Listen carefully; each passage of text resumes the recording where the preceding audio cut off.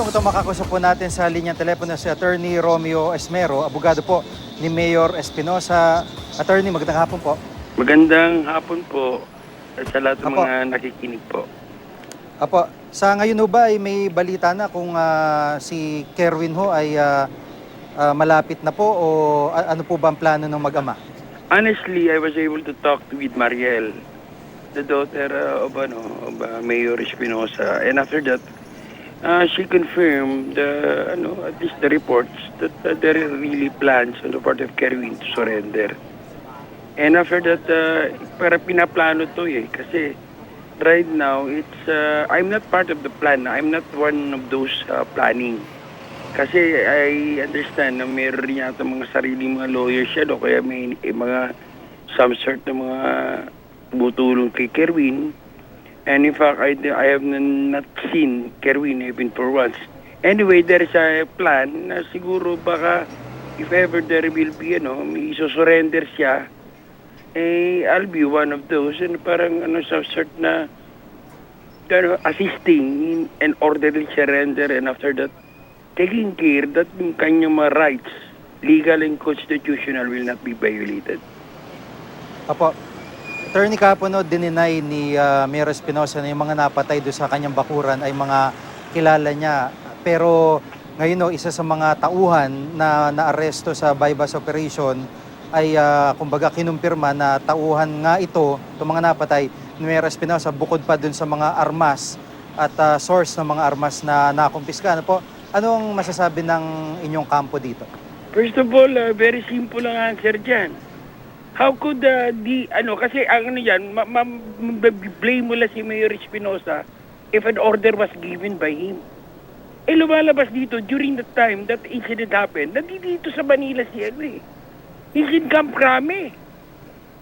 Surrendering. Paano nangyari? It happened at the time na nandito. Paano mangyari? Inconsistent yun There is no way by which, pati yung kunyari nakakuha sila ng search warrant.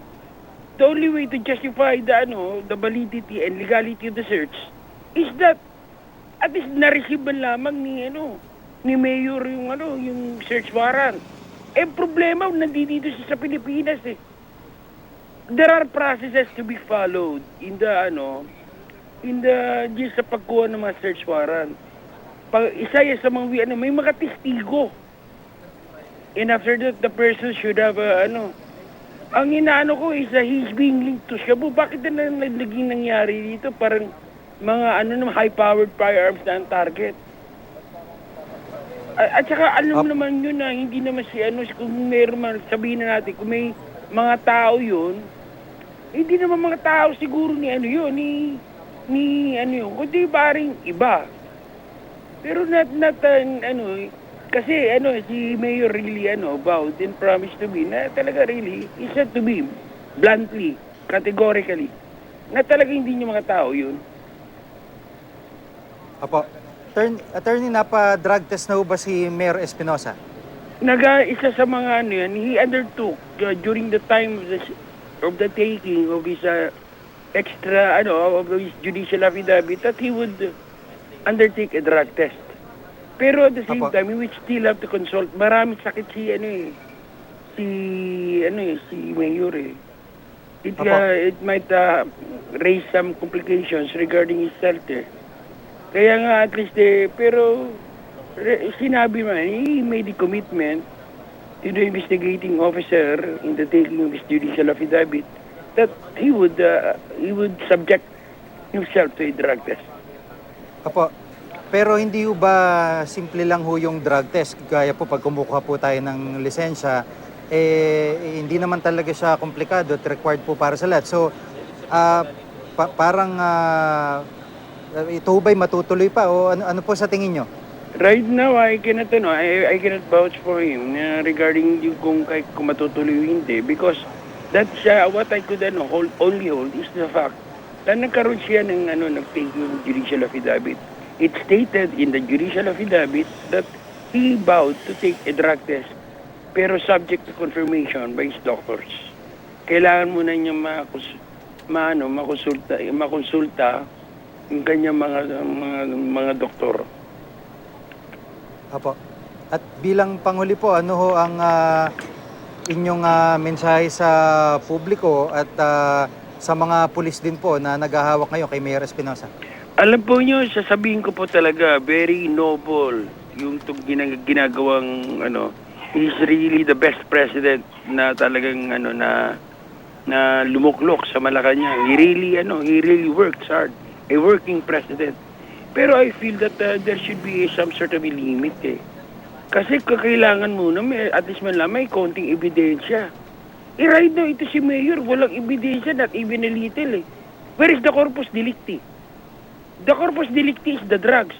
Kung sakaling nililink mo sa drugs, meron ba nahulihan siya? During that time that he was, the incident happened, nandito, wala siya doon sa, wala siya doon sa Leyte.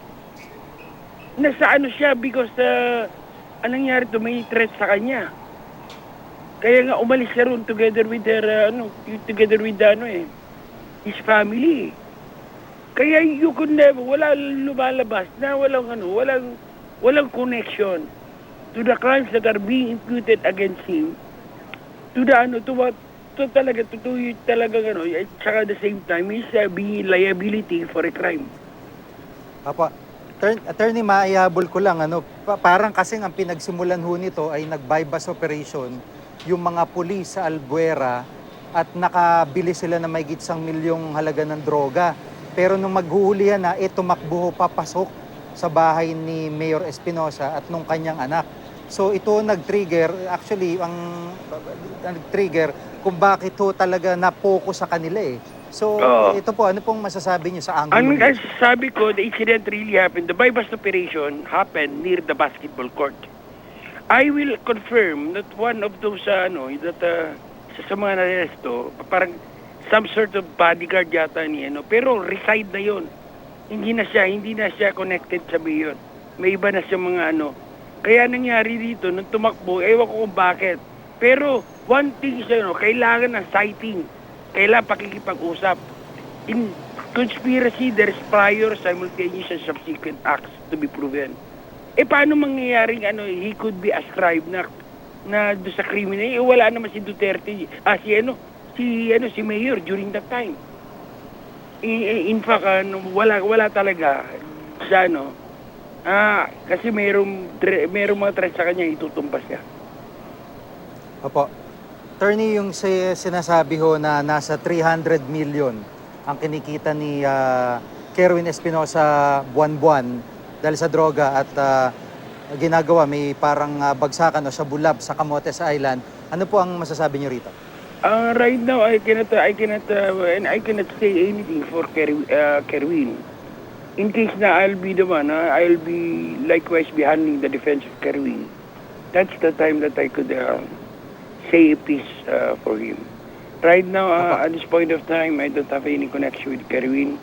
My only job is to safeguard the life and liberty of my client, Mayor Rolando Espinosa. Apo. Salamat po sa pagkakataon si Attorney Romeo Esmero, abogado po ni Mayor Espinosa. Salamat po. Thank you po.